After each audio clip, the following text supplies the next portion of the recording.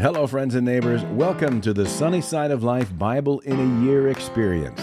Join me each day as I read the Bible from start to finish. I'm reading from the Life Application Study Bible, New Living Translation, published by Tyndale House Publishers. I pray this daily reading will bless you as much as it does me. So let's get started. May 27, Job, chapters 19 through 21.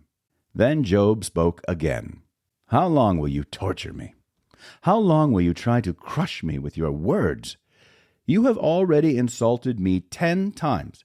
You should be ashamed of treating me so badly.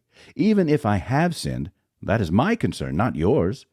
You think you're better than I am, using my humiliation as evidence of my sin. But it is God who has wronged me, capturing me in his net. I cry out, "Help!" but no one answers me. I protest, but there is no justice. God has blocked my way, so I cannot move. He has plunged my path into darkness. He has stripped me of my honor, and he removed the crown from my head. He has demolished me on every side, and I am finished. He has uprooted my hope like a fallen tree. His fury burns against me. He counts me as an enemy. His troops advance. They build up roads to attack me. They camp all around my tent. My relatives stay far away, and my friends have turned against me. My family is gone, and my close friends have forgotten me. My servants and maids consider me a stranger. I am like a foreigner to them. When I call my servant, he doesn't come.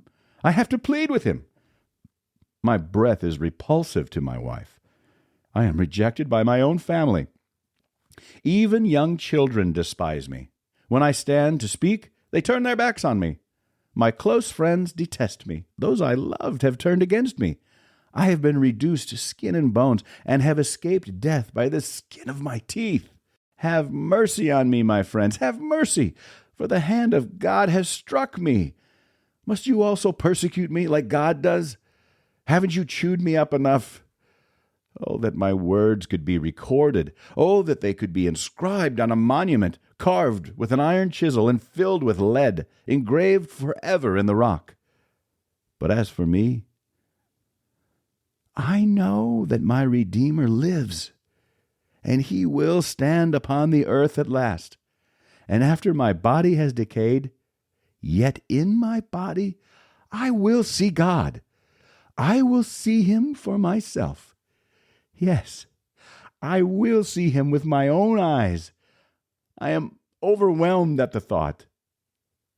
How dare you go on persecuting me, saying, "It's his own fault"? You should fear punishment for yourselves, for your attitude deserves punishment. Then you will know that there is indeed a judgment. Then Zophar the Naamathite replied, I must reply, because I am greatly disturbed. I've had to endure your insults, but now my spirit prompts me to reply. Don't you realize that from the beginning of time, ever since people were first placed on the earth, the triumph of the wicked has been short-lived, and the joy of the godless has been only temporary?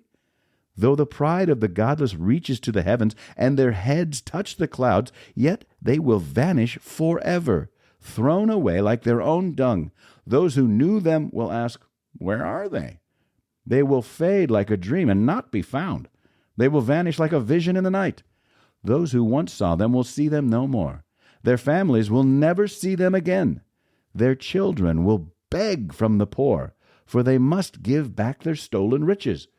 Though they are young, their bones will lie in the dust.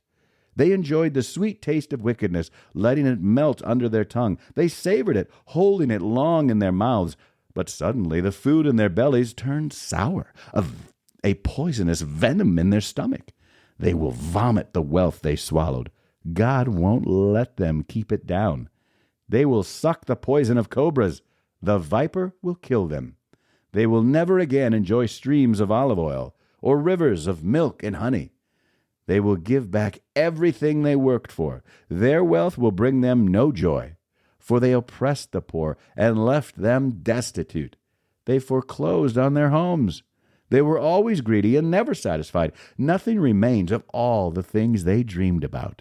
Nothing is left after they finish gorging themselves. Therefore, their prosperity will not endure.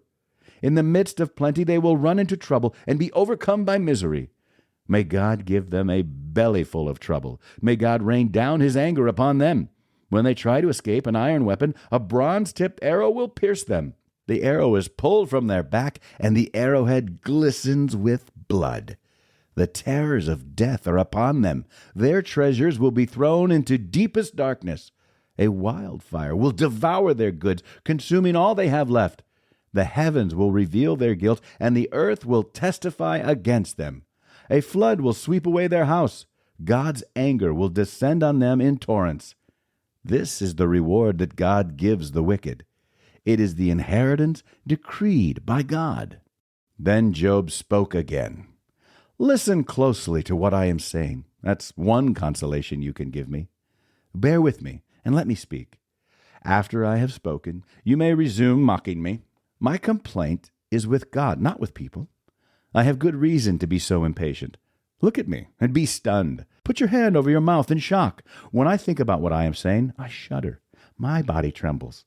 Why do the wicked prosper, growing old and powerful? They live to see their children grow up and settle down, and they enjoy their grandchildren. Their homes are safe from every fear, and God does not punish them. Their bulls never fail to breed. Their cows bear calves and never miscarry. They let their children frisk about like lambs. Their little ones skip and dance. They sing with tambourine and harp. They celebrate to the sound of the flute. They spend their days in prosperity, then go down to the grave in peace.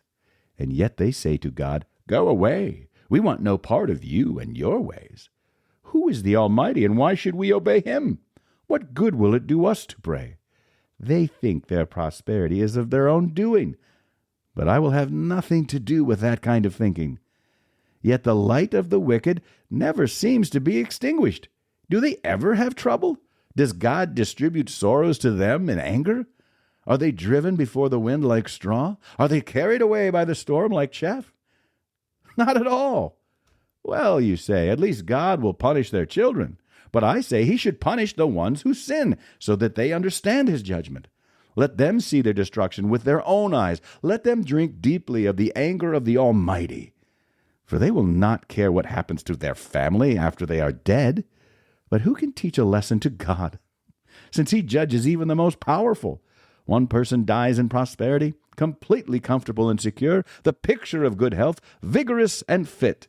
Another person dies in bitter poverty, never having tasted the good life. But both are buried in the same dust, both eaten by the same maggots. Look, I know what you're thinking. I know the schemes you plot against me. You will tell me of rich and wicked people whose houses have vanished because of their sins. But ask those who have been around, and they will tell you the truth. Evil people are spared in times of calamity and are allowed to escape disaster. No one criticizes them openly or pays them back for what they have done. When they are carried to the grave, an honor guard keeps watch at their tomb. A great funeral procession goes to the cemetery. Many pay their respects as the body is laid to rest, and the earth gives a sweet repose. How can your empty cliches comfort me? All your explanations are lies. That's it for today, friends. Feel free to read ahead on your own. Before I go, let's share the Lord's Prayer together. Our Father who art in heaven, hallowed be thy name. Thy kingdom come, thy will be done, on earth as it is in heaven. Give us this day our daily bread, and forgive us our trespasses, as we forgive those who trespass against us. Lead us not into temptation, but deliver us from evil. For thine is the kingdom, and the power, and the glory forever.